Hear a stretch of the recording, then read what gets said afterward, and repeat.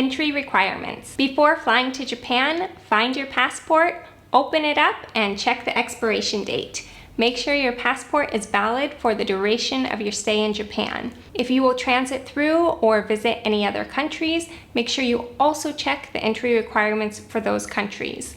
While it's not required by Japan, many other countries require 6 months validity on your passport when you enter the country. As a US citizen, I use the Department of State website to check for any entry requirements. For Japan, I don't need a tourist visa to stay for up to 90 days, but I do need an onward or return ticket showing that I will leave Japan within that time frame.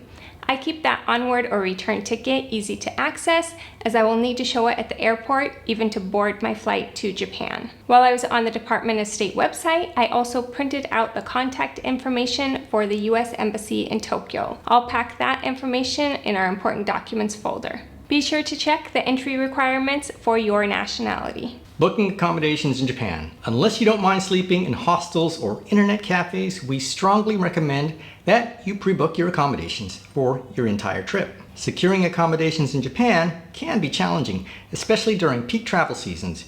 Here's what we recommend. As a general rule, book your accommodations at least 3 to 6 months in advance. However, if you're planning to visit during popular events such as the Sapporo Snow Festival, cherry blossom season in Tokyo, or skiing in Niseko, then book up to a year in advance. Japan's popularity and limited accommodations can drive up prices, so it's essential to plan ahead. To minimize risks, book through reputable sites that offer free cancellations. This way, if your plans change, you can cancel and get a full refund. We recommend and use Expedia, as most accommodations allow cancellations, often up to 1 day before the check-in. This safety net has been invaluable for us. To help you find the perfect hotel, we've curated a list of recommended accommodations throughout Japan. Check out our Expedia travel shop for the latest updates. Link in the description. For in-depth guides on where to stay in Tokyo and Osaka, watch our dedicated videos. With these tips, you'll be well on your way to securing the best accommodations for your Japan adventure. Banking and money. Before traveling to Japan, make sure to memorize the PIN number for your debit card that you will use at ATM machines.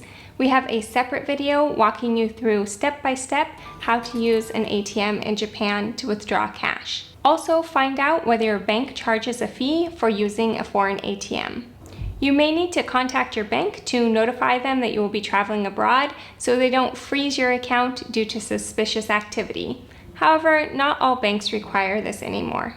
As a precaution, in case our debit card is frozen or compromised, we travel with a debit card for a separate bank.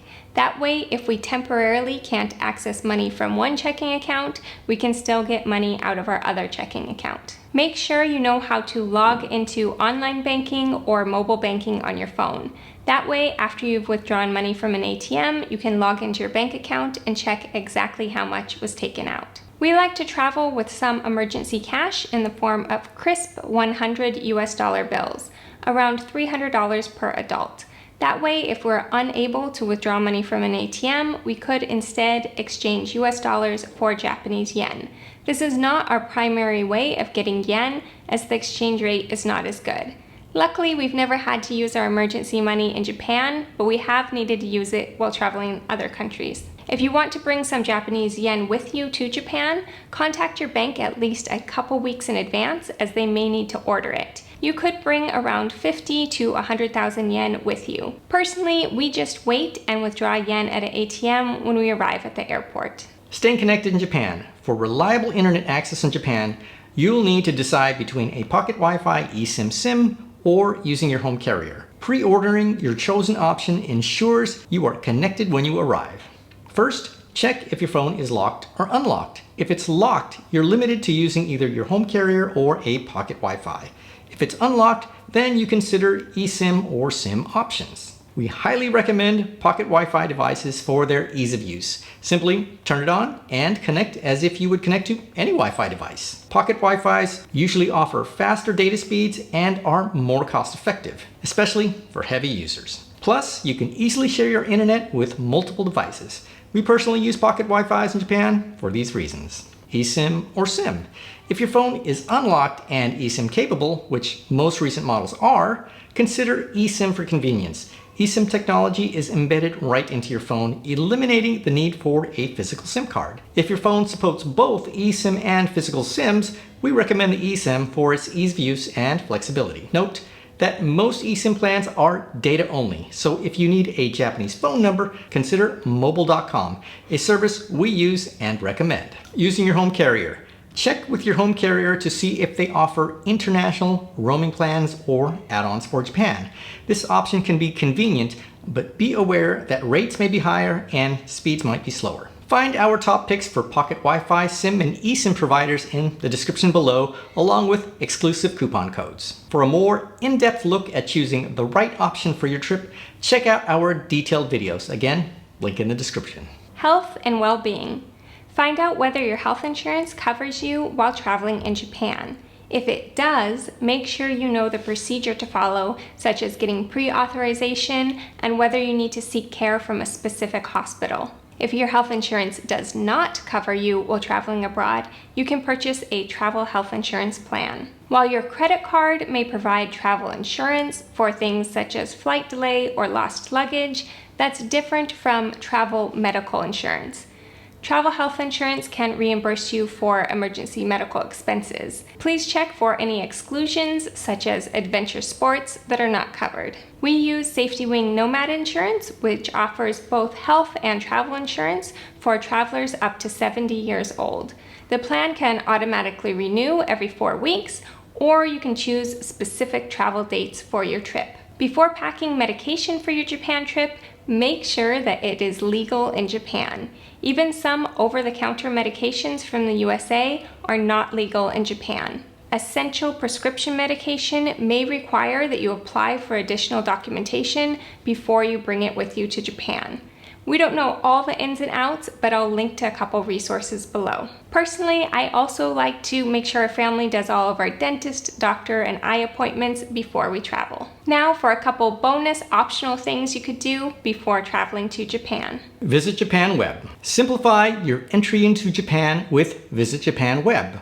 While currently optional, registering on Visit Japan Web can streamline your entry process into Japan, saving you time and hassle at immigration. We highly recommend taking a few minutes to complete this process. Benefits of registration: faster entry into Japan.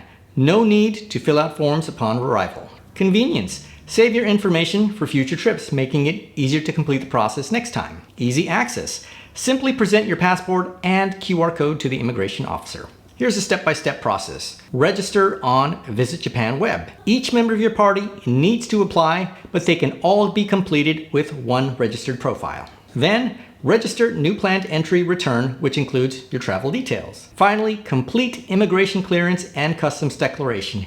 This step is also required for each member of your party. Once you've completed the process, you'll be issued a unique QR code for each person to present at immigration. If you aren't issued a QR code, you probably forgot to complete the immigration clearance and customs declaration. Then, make sure you save your login information so you can log into the Visit Japan Web when you arrive at immigration. Free Wi-Fi is available at all international airports in Japan. If you're going to be traveling for a couple weeks, you may want to place your mail on a vacation hold so it doesn't accumulate in your mailbox. Since we're long-term travelers, we use a mail receiving service that receives our mail for us. We can log into our account and ask them to open the envelopes and scan the contents inside. After we've read the contents online, we can decide whether to have that mail forwarded to us, recycled, or shredded.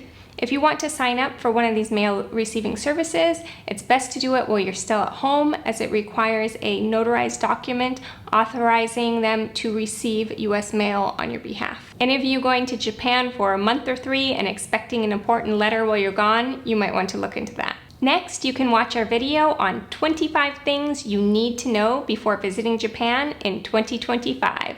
Now it's time for me to go pack for our winter trip to Japan. We hope to see you there.